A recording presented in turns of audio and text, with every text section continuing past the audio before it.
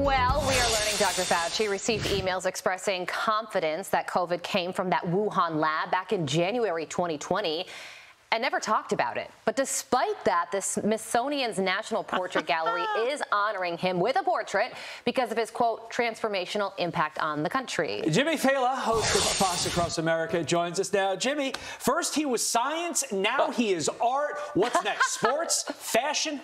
He was already sports. Oh, well, listen.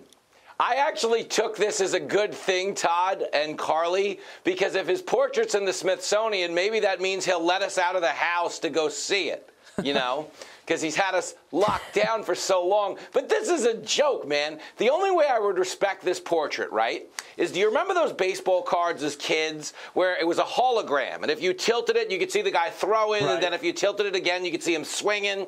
I would respect this if you tilted it, you could see him saying no masks, then you tilted it again and he wanted you to wear 2 masks. Then it was mandate, then it was no mandate. But yo, really quick, who is going to do this to their kids? Like, take them to see this photo. Yo, kids, do you want to go see the Grinch who ruined senior year? There's a photo hanging up in the Smithsonian. This is awful. I don't think this event is for kids because these ticket prices, the cheapest one is $2,500. Most expensive, $250,000, $250,000. So this event is really for the people, Jimmy.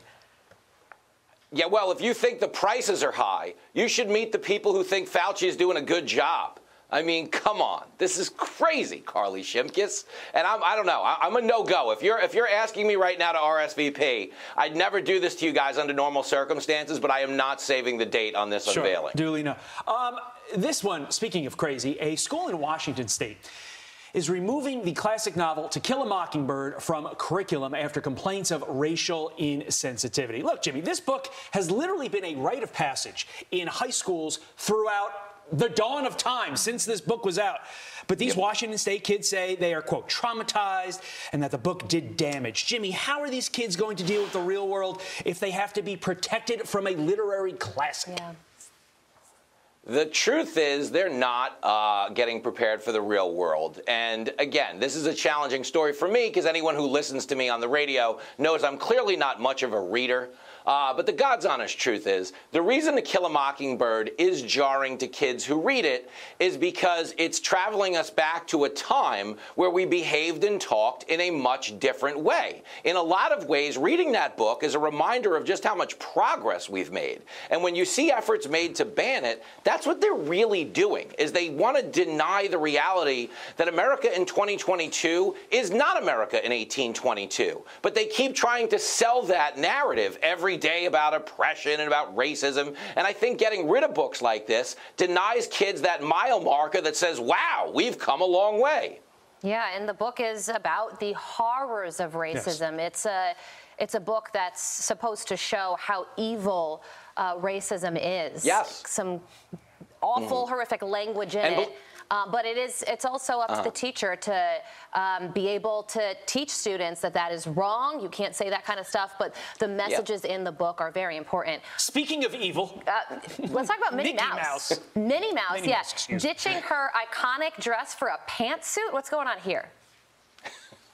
I love this. Well, I just want to give our viewers a heads up. If you see a woman in a pantsuit inside Disney's Hall of Presidents, it's not Hillary vandalizing the Trump statue.